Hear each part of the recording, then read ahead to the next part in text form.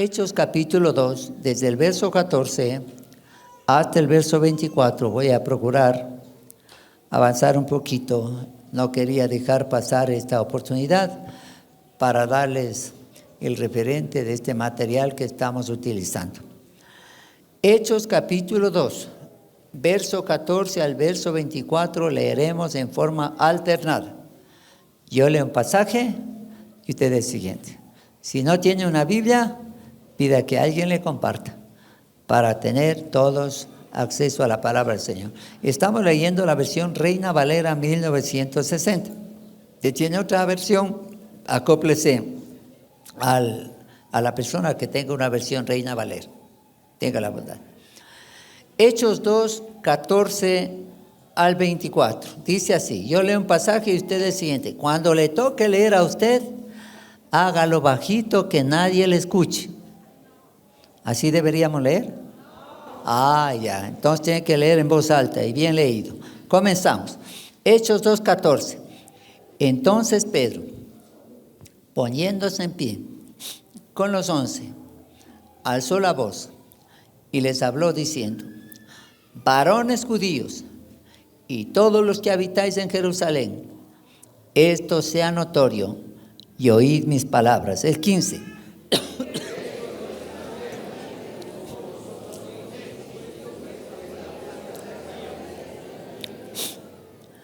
Mas esto es lo dicho por el profeta Joel. 17.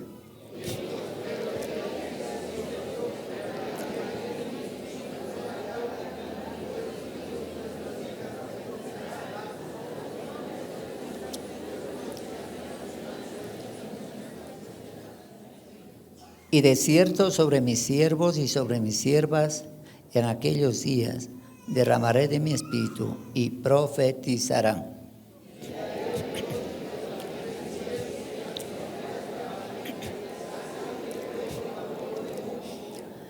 El sol se convertirá en tinieblas y la luna en sangre, antes que venga el día del Señor, grande y manifiesto.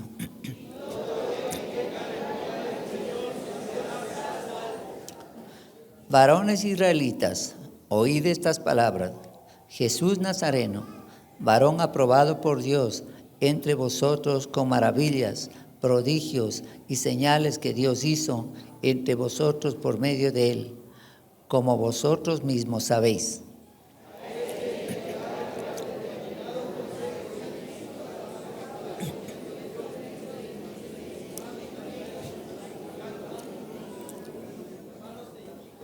Al cual Dios levantó, sueltos los dolores de la muerte, por cuanto era imposible que fuese retenido por él.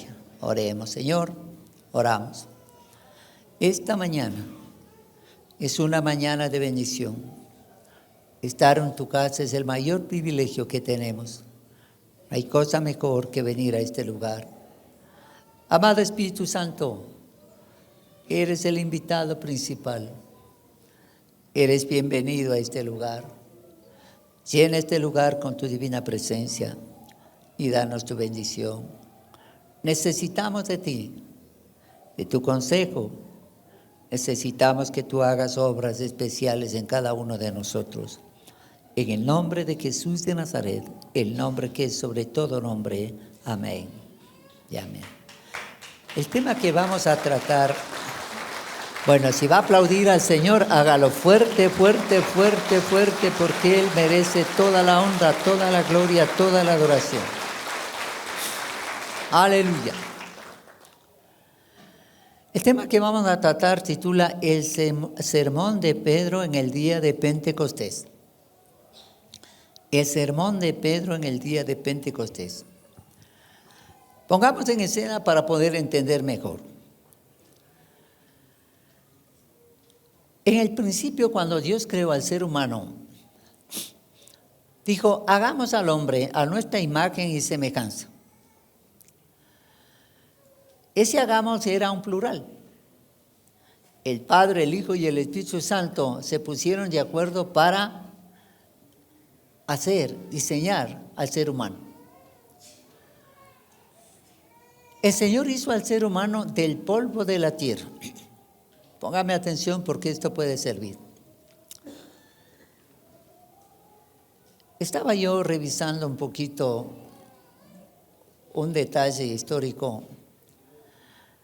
Dice que este famoso escultor, pintor Miguel Ángel, en una época atrás, le pidieron hacer una escultura del joven David, el David de la Biblia que mató a Goliat. Este hombre tomó un poco de mármol e hizo esta escultura que pesaba más o menos 5,5 toneladas, medía más o menos 5 metros de alto y se demoró 3 años en hacer esta arquitectura, esta escultura. Es catalogado como una obra de arte magistral. Usted miraría la foto de esta escultura, realmente es magistral. Y usted ve, está hecho la escultura con la mano teniendo acá arriba, la otra mano está como suelta y está desnudo. Y se ve toda la musculatura, su pecho, sus brazos, sus piernas, sus pies, su cabeza, perfecto. 5 metros de alto, 5,5 toneladas de peso y 3 años de trabajo casi. Y el mundo valora y estima esa estatua como una reliquia, como una cosa extraordinaria. Pero esa famosa escultura tiene ojos y no ve, tiene nariz, no huele, tiene boca, no habla, tiene orejas, no oye, tiene manos, no palpa y tiene pies, no camina. Del lugar donde le pusieron no se ha movido. Ha pasado inviernos, veranos, primaveras, otoño, no se ha movido. Ya han pasado algunos años desde que fue construida, no se ha movido. No fue así con el ser humano. Cuando Dios hizo al hombre, dice que sopló aliento de vida. Y cuando Adán abre los ojos, a la primera persona que miró, dicen algunos estudiosos, es al Espíritu Santo. Entonces, desde ese tiempo ya la Trinidad estaba operando en equipo para bendecir a la humanidad. Esto era muy lindo, muy especial, muy particular. Ahora, hermanos, el ser humano, cuando ya el Señor crea a Eva, ellos tenían un mandamiento de que no comieran del fruto del conocimiento, del árbol del conocimiento del bien y del mal. Pero se equivocaron. Comieron, salieron del huerto y empezaron a vivir una vida de mucha aflicción. El Señor trajo un juicio a la serpiente, a la mujer, al hombre y a la tierra. La serpiente se arrastraría y comería polvo. La mujer daría a luz con dolor. El varón comería el pan con el sudor de su frente y la tierra produciría espinos y abrojos. Terrible juicio. Hasta el tiempo presente, eso se ha dado.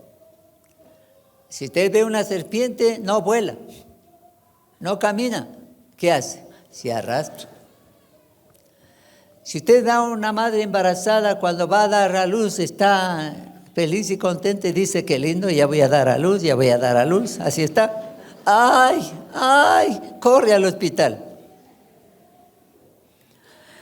Y al varón no le llegan los billetes de dólares así nomás. Tiene que ganarse, ¿cómo? ¿Con qué? Con el sudor de la frente. Así es. Y la tierra produce espinos y abrojos. En vista de esto, hermano, el Señor diseñó un plan de redención para la humanidad. En el Antiguo Testamento el Espíritu Santo se manifestaba en eventos puntuales y en personas selectas nada más. Pero cuando ya termina ese tiempo del Antiguo Testamento, el Señor hace una promesa de enviar al bendito Espíritu Santo para que esté con nosotros y en nosotros. En el Antiguo Testamento el Padre era el personaje que se revelaba. En el Nuevo Testamento aparece en dos etapas. Primero se revela Jesús en carne y hueso para mostrarnos al Padre y enviarnos al Espíritu Santo. Pero cuando Jesús se va, dice: os conviene que yo me vaya, para que yo os envíe otro consolador. Y Él convencerá al mundo de pecado, de justicia y de juicio. De pecado por cuanto no creen en mí. De juicio, hermanos, porque este mundo está lleno de ignominia. Y de justicia, porque Dios un día tomará en cuenta el pecado de la humanidad y juzgará a los buenos y a los malos. Jesús transita en esta tierra 33 años y un poquito más. Hacen con él horrores, le crucifican, muere, le entierran y al tercer día resucita. Se iba a celebrar la Pascua cuando estaban crucificando a Jesús. Le enterraron rápidamente porque ya era viernes y tenían que a las 5 de la tarde la gente correr a sus casas porque comenzaba el día de reposo. Por eso le enterraron lo más pronto. Desde esa fecha de la Pascua hasta que Jesús, después que resucitó, se estaba haciendo presente durante 40 días a más o menos 500 personas, ya no a las multitudes. Porque esas multitudes delante de Pilatos habían dicho: crucifícale, crucifícale, crucifícale.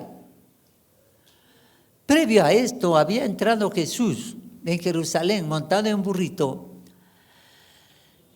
Y la expresión que clamaron estos judíos era: Hosana al Hijo de David, bendito el que viene en el nombre del Señor.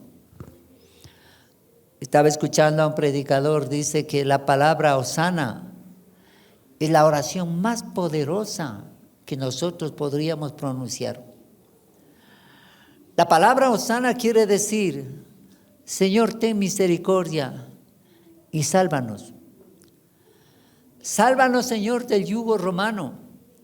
Sálvanos de nuestra enfermedad. Sálvanos de nuestra ruina financiera. Sálvanos, Señor, de nuestra ruina espiritual. Sálvanos, Señor, nuestros hogares. Sálvanos. Y cuando dice gloria a Dios en las alturas, está diciendo: Señor, llévanos al mejor nivel. Ese es poderoso. Entonces, ese Hosana al Hijo de David, bendito el que viene en el nombre del Señor, o sale en las alturas. Es como decirle: Señor, si estamos enfermos, sálvanos y que estemos en un nivel de salud excelente. Señor, si tenemos problemas de hogar, restaura nuestros hogares y que nuestro hogar esté en un nivel excelente. Si tenemos problemas de finanzas, que no andemos mendigando y pidiendo caridad, sino que seamos prósperos y estemos en un nivel de cabeza y no de cola, que podamos prestar y no andar pidiendo prestado. Eso quiere decir la palabra Hosana. Pasaron 40 días y el Señor se va. Y les dice: esperen la promesa del Padre. Hagamos un paréntesis. Pedro negó a Jesús 3 veces cuando Jesús fue tomado prisionero, ¿se acuerdan? Y hasta maldijo, dijo, maldito, yo no conozco a este hombre. ¿Qué me están reclamando a mí? Yo no le conozco. Y cuando él dijo eso la tercera vez, la mirada de Jesús y de Pedro se encontraron.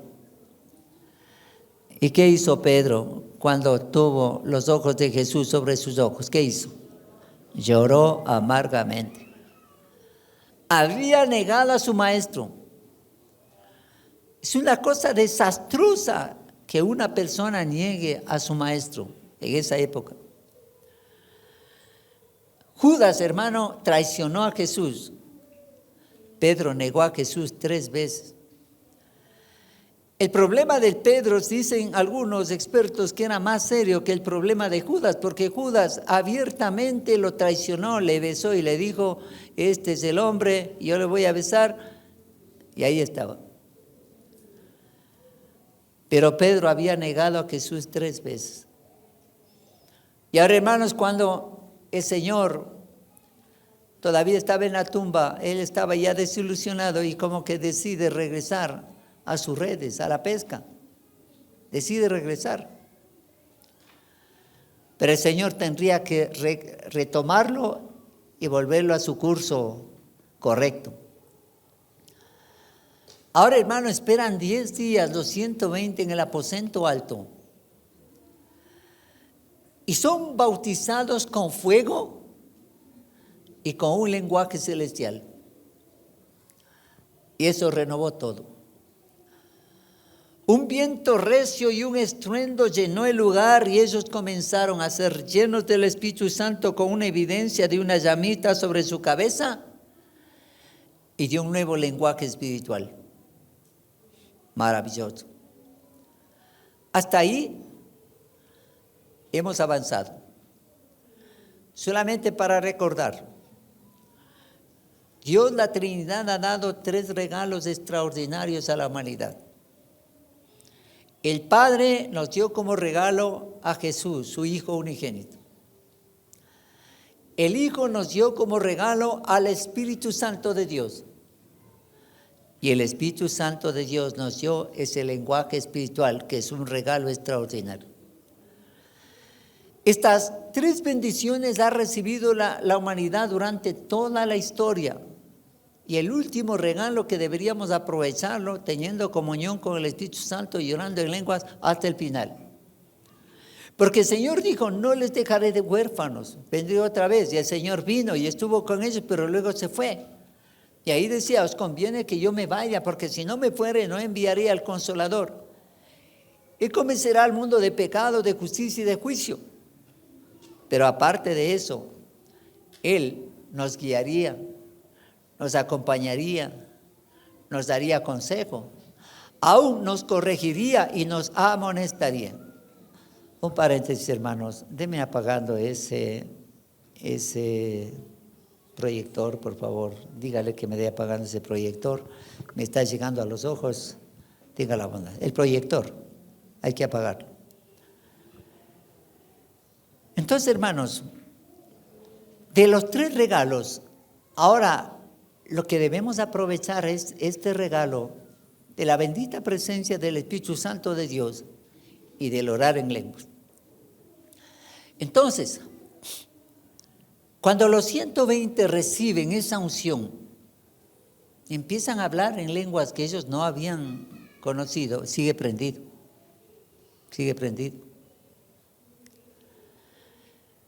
Ellos no habían podido tener este lenguaje espiritual antes de ser bautizados, pero luego ellos son bautizados y empiezan a hablar en un lenguaje que no habían aprendido, las maravillas de Dios.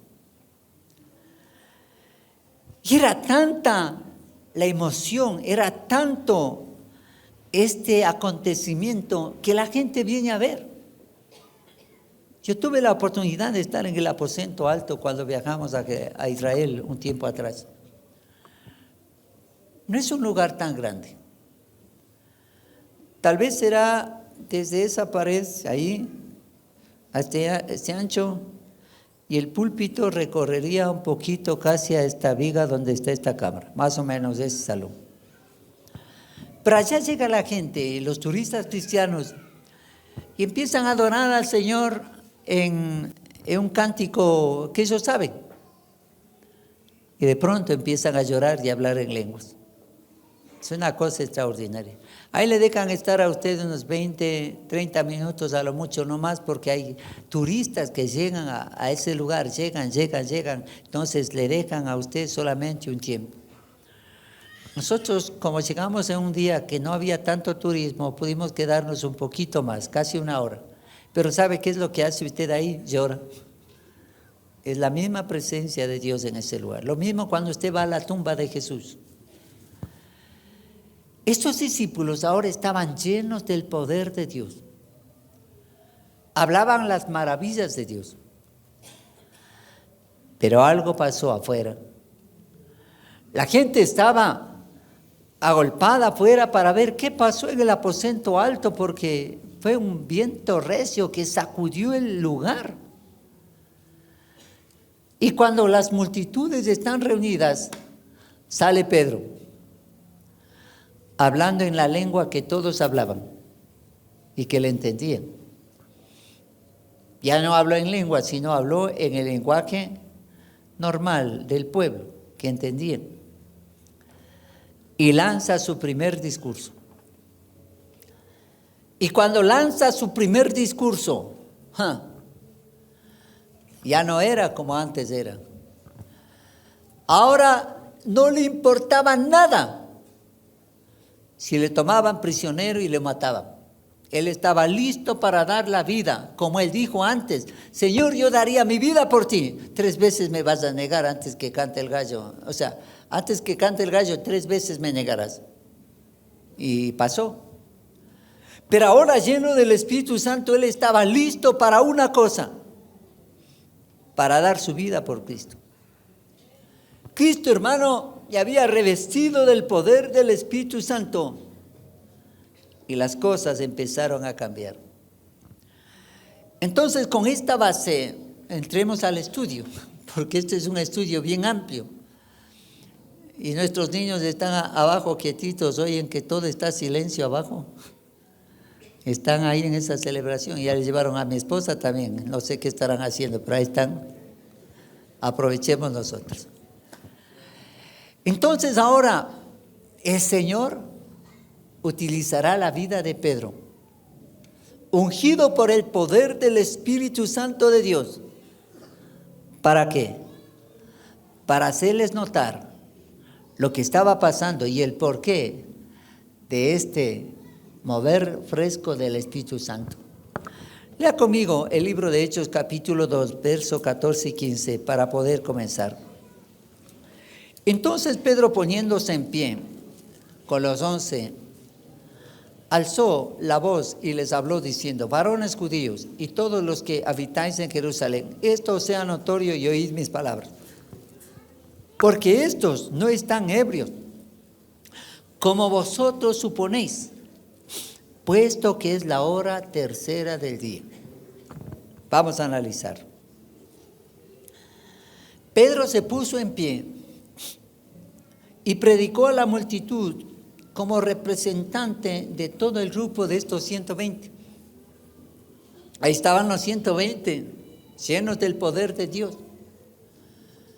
Y la gente se burlaba, se mofaba diciendo que estos están ebrios. No. Ahora él tiene que refutar eso. Y se alzó su voz. Hubo un cambio notable en Pedro. Él tenía valor y audacia que era un completo contraste con sus negaciones de Jesús antes de ser lleno del Espíritu Santo. Ya no le importaba nada lo que decíamos anteriormente. Él estaba listo a dar su vida. Porque, hermano, cuando una persona es llena del Espíritu Santo suceden algunas cosas. Ponga atención lo que le voy a decir, le puede servir.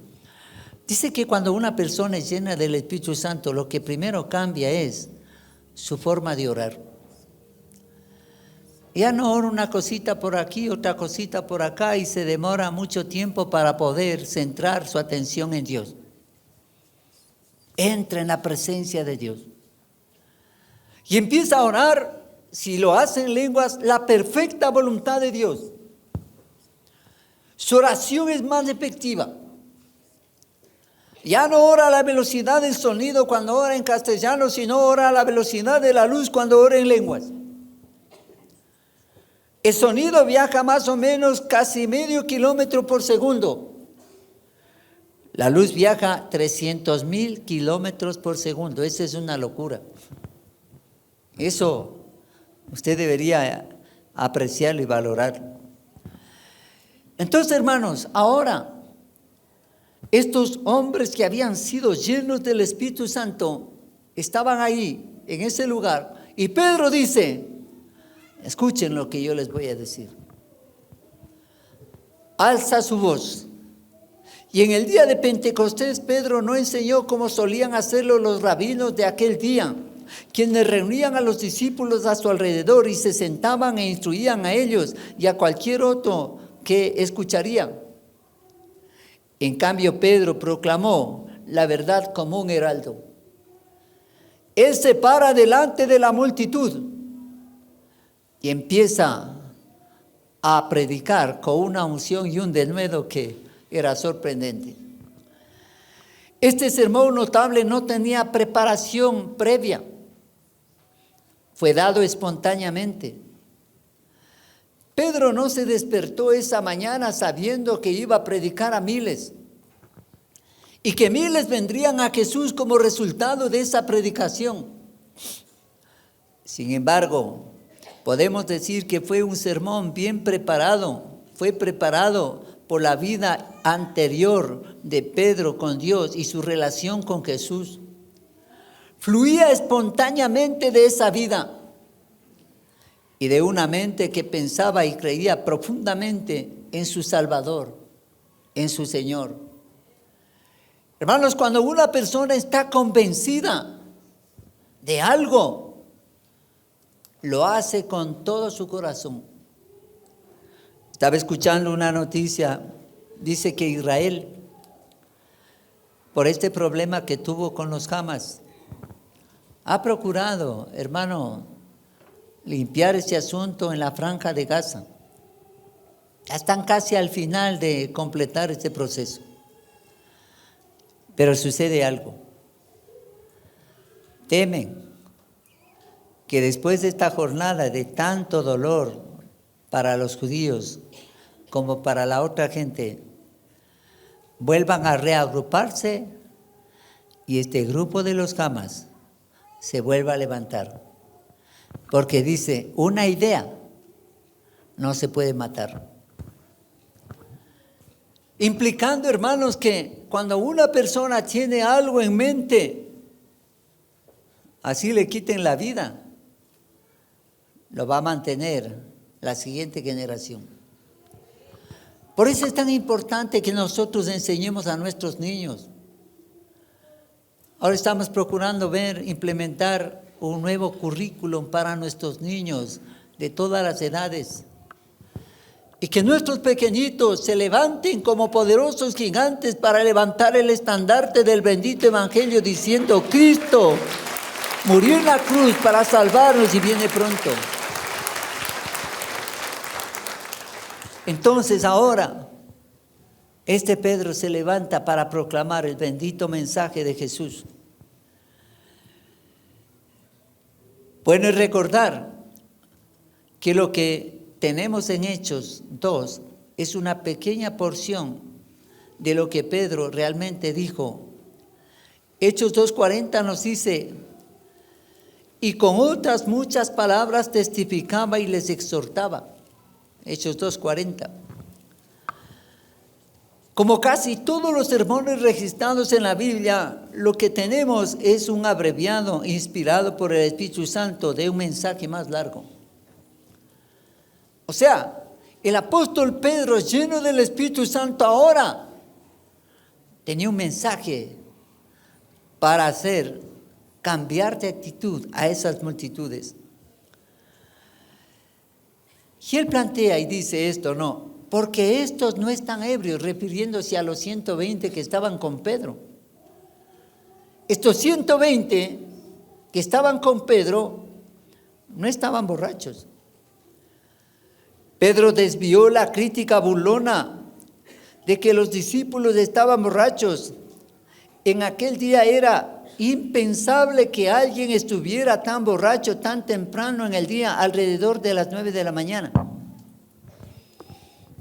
Bueno, cuando una persona va a tomarse los tragos, lo hace por la tarde y hasta la noche. Y al otro día, ¿qué está? Ya durmiendo. Entonces la gente acusaba a este grupo de los 120, les decía, estos están ebrios. No estaban ebrios. Estaban muy conscientes, más conscientes de lo que nosotros nos podemos imaginar. Esta mañana, hermanos, él estaba listo para refutar lo que decía esta gente. No debemos pensar que los cristianos estaban actuando como si estuvieran borrachos. La idea de estar ebrios en el espíritu no tiene fundamento en las Escrituras. El comentario de los burladores en el día de Pentecostés no tenía ninguna base en realidad. Ahora, solamente para información. Jesús estuvo desde la Pascua hasta cuando se fue al cielo 40 días. Desde ese momento ellos debían esperar 10 días para que reciban el Espíritu Santo. Les digo, no se vayan de Jerusalén, esperen hasta que sean investidos de poder. Pero el día que viene el Espíritu Santo es la fecha de Pentecostés, 50 días después de la Pascua. Eso era poderoso. Porque la Pascua era una celebración extraordinaria para los judíos, era la fiesta de las primicias. Porque cuando los judíos entraron a la tierra prometida, ellos empezaron a coger en sus manos las espigas. Y a comer, hermano, esas espigas crudas, sacando el aprecho, las comían como una cosa deliciosa, porque ellos habían comido maná por 40 años en el desierto y no tenían otra cosa sino maná, maná, maná, maná. Y hasta reclamaron y renegaron del maná.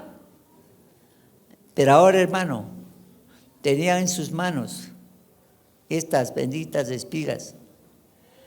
¿Y qué implicaba eso? Que ahora estaban entrando a esta bendita tierra prometida que fluía leche y miel. Era una cosa extraordinaria para ellos. Entonces la fiesta de Pentecostés, amados, esta fiesta de Pentecostés era algo que cambiaría sus vidas. Tampoco debemos añadir que la experiencia de los creyentes de la llenura del Espíritu Santo les pareció o se vio como una intoxicación porque habían perdido el control de sus funciones físicas y mentales normales. No. El fruto del Espíritu es autocontrol y no la pérdida de este control. Ellos estaban muy conscientes de lo que hacían, pero lo que pasaba es que tenían el gozo de Dios y hablaban las maravillas de Dios, llenos del poder del bendito Espíritu Santo de Dios. Era poderoso.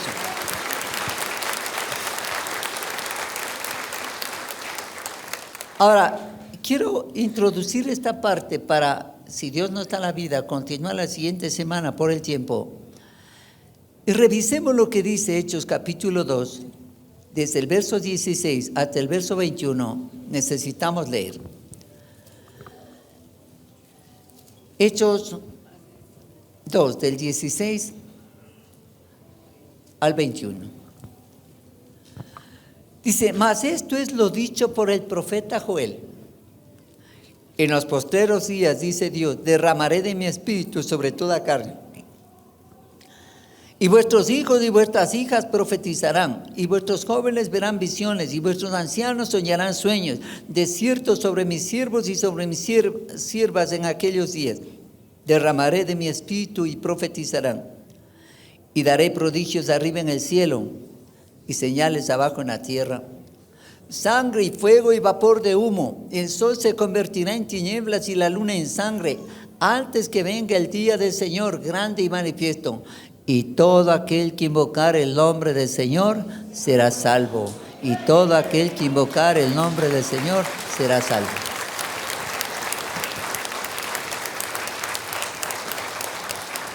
Joel había dado una profecía mucho tiempo atrás de este famoso derramamiento del Espíritu. Cuando Juan el Bautista comienza su ministerio, dice: viene alguien detrás de mí que es más poderoso que yo. Yo no soy digno de desatar la correa de su calzado. Eso lo hacían los siervos. O sea, él no se creía ni siervo digno de desatar la correa del calzado del Señor Jesús. Dice: Él os bautizará en Espíritu Santo y fuego. Entonces, hermanos, ahora ya se estaba dando cumplimiento a esta profecía de Joel. Por eso es lo que introduce este pasaje diciendo: eso es lo dicho por el profeta Joel. ¿Qué es lo dicho? En el gran derramamiento del Espíritu Santo, entre señales y maravillas y hablar en lenguas, ¿qué hizo Pedro? Esencialmente dijo: vamos a tener un estudio bíblico. Veamos lo que escribió el profeta Joel. Este hombre ahora se estaba poniendo con la unción de Dios como maestro. Las multitudes estaban expectantes porque decían: están ebrios. No están ebrios. Es las 9 de la mañana. ¿Cómo va a decir que están ebrios? Si fuera 9 de la noche, 10, 11, 12 de la noche estarían ebrios, pero no. Esto es fruto del poder del Espíritu Santo, ellos no están ebrios. Pero escúchenme, por favor, yo les voy a enseñar. Y el Señor, hermano, introduce a este pueblo una palabra a través de la enseñanza de este apóstol tímido y que nega a Jesús 3 veces, ahora con un poder y con una unción que rompería los corazones de esta gente. Ellos se sintieron convictos de pecado. Ellos entendieron que mataron al Mesías. Ellos se dieron cuenta que mataron a un justo y que ahora les venía un juicio. Eso les conmovió. Vamos a analizar la próxima semana, hermanos, este pasaje. Solo le dejo la introducción por el tiempo. Es magistral, porque lo que enseña Pedro en la profecía de Joel, creo y pienso y percibo en mi espíritu que pronto vamos a ver en esta iglesia, en esta ciudad y en esta nación, y el mover de Dios será extraordinario si perseveramos en buscar a Dios. Persevere, hermano. Busque a Dios con todo su corazón. Hoy es el tiempo de meternos con Dios. El Señor viene pronto. Hermano, ahora hay un conflicto allá en el Medio Oriente. Israel ha estado queriendo controlar este tema de la violencia con los Hamas. Y ahora, hermanos, está sucediendo algo. Estados Unidos está apoyando a Israel y en cambio Rusia quiere apoyar a Irán. Entonces, ¿qué es lo que va a pasar? Se van a enfrentar dos potencias en una situación de guerra terrible que podría desatar la tercera guerra mundial. Y usted puede decir: pero ese es allá, pastor. Es que la radiación, ¿sabe qué pasa? Llega a todo lugar. Y eso nos afectaría también a nosotros. Por eso nosotros debemos de estar preparados. El Señor viene pronto por segunda vez y nosotros debemos de estar listos y preparados, viviendo en santidad como Dios manda, para que nosotros seamos hallados justos y aptos para ir al cielo. Amado, no deje de buscar de Dios. El Señor viene pronto. Y mire, Ecuador necesita un milagro. Le voy a explicar por qué. Porque hay una migración tan grande que dice que la migración de ecuatorianos a Estados Unidos ha superado la migración de ciudadanos venezolanos a Estados Unidos. Hay extorsión, sicariato, narcotráfico y falta de fuentes de trabajo. Por eso debemos orar. Hermanos, Dios ha puesto una carga tan seria en mi corazón para orar, orientando esos puntos y pidiéndole a Dios. Y sabe que la oración tiene poder, porque nosotros hemos estado orando como iglesia y como pastores para que Ecuador sea guardado de las demandas que hace México en contra de nosotros en la Corte Internacional de Justicia. Y la Corte Internacional de Justicia dice que Ecuador no es responsable y no aceptó el pedido de México de acusarnos a nosotros como le estaba planteando México. Dios es justo y bueno. Ahora Ecuador ha planteado una demanda a México sobre todo lo que ha pasado. Debemos orar para que Dios encamine todo este proceso, porque Ecuador es la niña de los ojos de Dios y nada ni nadie puede tocar a Ecuador. Así le declaramos. 5 maratones, hermano, no es en vano. Y ustedes han sido los protagonistas de estos eventos con sus diezmos y ofrendas y sus oraciones. Y vamos a seguir perseverando hasta ver que Ecuador llegue a los pies del Señor Jesucristo. Y nosotros nos gozaremos en ver una nación volviéndose a Jesús. Amado, hoy es el tiempo de prepararnos. Cristo viene pronto. Y necesitamos nosotros estar listos antes de que Él venga. Porque si usted muere en pecado y sin Cristo, está perdido. Pero si usted muere con Cristo, viviendo una vida íntegra, bendita la hora. Si el Señor viene o si el Señor le lleva, usted es la persona más bendecida. Es mejor que estar en Nueva York, que estar en Inglaterra, que estar en China. Es mejor, porque estar en el cielo es lo mejor. Y la visa y pasaporte para ir al cielo es su fe en el Señor Jesucristo, habiendo reconocido su pecado y arrepintiéndose y apartándose de su pecado.